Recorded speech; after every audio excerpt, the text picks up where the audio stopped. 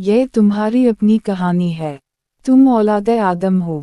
ये चैनल उसी लिए है कि तुम जान सको कि तुम्हारा सफ़र कहाँ से शुरू हुआ, इंसान ने पहली बार कहाँ हद पार की और वो बूझ कैसे नस्ल दर नस्ल मुंतकिल होता चला आया।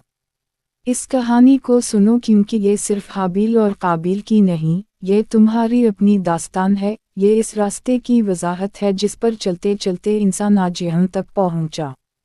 जब ज़मीन ने पहली बार हाबिल का खून अपने अंदर जज्ब किया तो कायनात में ऐसी खामोशी उतर आई जो उससे पहले कभी ना थी।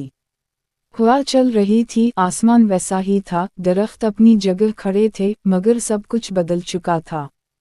काबिल वहीं खड़ा था, इसके हाथ कांप रहे थे, सांस बेतरतीब थी और आँखें इस हकीकत को मानने से इनकार कर रही थीं जो उसके सामने पड़ी थी। हाबिल बेहरकत था। जिंदगी की हरारत जो कभी इसके वजूद में थी अब ख़त्म हो चुकी थी और उस खामोश जिस्म ने काबिल के गुस्से, हसद और गुरूर सबको बेमानी बना दिया था। काबिल ने सोचा था कि ये सब कर लेने के बाद उसके दिल का बोझ हल्का हो जाएगा। इसने समझा था कि हाबिल के ख़त्म होते ही हसद की आग बुझ जाएगी, वो बेचैनी जो दिन रात उसे खाए जा रही थी ख़त्म हो जाएगी। मगर जो चीज़ इसके अंदर उतरी वो सुकून नहीं थी, वो खौफ था।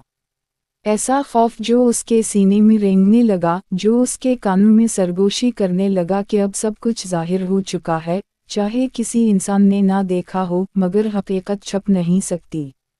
वक्त गुजरता गया मगर काबिल के कदम जैसे ज़मीन से चिपक गए हों।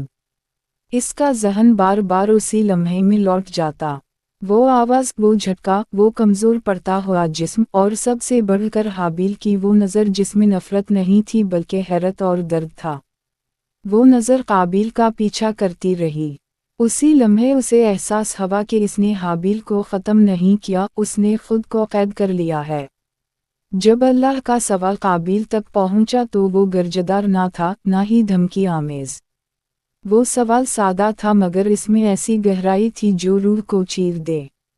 हाबिल कहाँ है? ये सवाल लाइल्मी का नहीं था, ये काबिल को खुद का सामना करवाने का आखिरी मौका था। मगर काबिल के दिल पर अंधेरा गालिब आ चुका था। सच बोलने से पहले झूठ उसकी ज़बान पर आ गया। मुझे नहीं मालूम, किया मैं अपने भाई का निगहबान हूँ। उसी लम्हे इंसानियत ने एक और हद उबूर की। पहली जान तो पहले ही ले ली गई थी, अब जुल्म को बचाने के लिए पहला झूठ भी बोल दिया गया था। जवाब में ये हकीकत सामने आई कि हाबिल का खून ज़मीन से पुकार रहा है। काबिल ने जान लिया कि खून खामोश नहीं रहता। जुल्म दबाया जा सकता है मगर मटाया नहीं जा सकता। अमल का बोझ वक्त के साथ हल्का नहीं होता, वो गहरा होता जाता है। सज़ा मौत नहीं थी, काबिल को जीना था। इसे ज़मीन पर चलना था उसी बोझ के साथ। वो ज़मीन जिस पर वो मेहनत करता था अब इसका साथ नहीं देगी। करार इससे छीन लिया गया। वो आवारा हो गया, सिर्फ जगहों में नहीं बल्कि अपने अंदर भी। अब काबिल को एक नया खौफ लाहक हो चुका था। वो खौफ ये था कि जो इसने किया कहीं वही उसके साथ ना हो। अल्लाह ने काबिल पर एक निशान रखा। ये ना इज्जत थी, ना इनाम, बल्कि हिफाजत थी। ये ऐलान था कि फैसला अल्लाह के हाथ में है, इंतकाम इंसानों का काम नहीं। यहाँ इंसान ने पहली बार ये सीखा कि सज़ा और रहमत एक दूसरे की नफ़ी नहीं करती। दोनों एक साथ चलती हैं, उसी तरह जैसे आदम के वक्त से इंसान के साथ चल रही हैं। काबिल वहाँ से निकल गया। हर कदम उसे याद दिलाता रहा कि वो किया छोड़ आया है। आदम और हव्वा के लिए ये ज़ख्म नाकाबिल बयान था। इन्होंने जन्नत का नुकसान देखा था, मेहनत की सख्ती देखी थी, मगर अब इन्होंने अपनी औलाद को अपनी ही औलाद के हाथों खोता देखा। इंसान का पहला घर टूट चुका था। गम इंसानी ज़िंदगी में दाखिल हो चुका था और फिर कभी बाहर नहीं निकला। हाबिल की मौत सिर्फ एक वाक़या नहीं थी, ये एक सिलसिले की इब्तिदा थी। खौफ इंसानी रिश्तों में दाखिल हो गया। एतिमाद कमज़ोर पड़ गया। अब इंसान जान चुका था कि सबसे बड़ा ख़तरा बाहर नहीं, अंदर है। ये एहसास कि एक इंसान दूसरे इंसान के खिलाफ हाथ उठा सकता है, सोच बदल देने वाला था। काबिल जिंदा रहा, उसने बस्तियाँ बसाईं, उसने तरक्की की, मगर सुकून कभी वापस ना आया। تعریف کی پہلی بستی ایک ایسے شخص نے بسائی جس کے دل میں خون کی یاد دفن تھی۔ انسان کی ترقی اور اخلاقی کشمکش ساتھ ساتھ چلنے لگی۔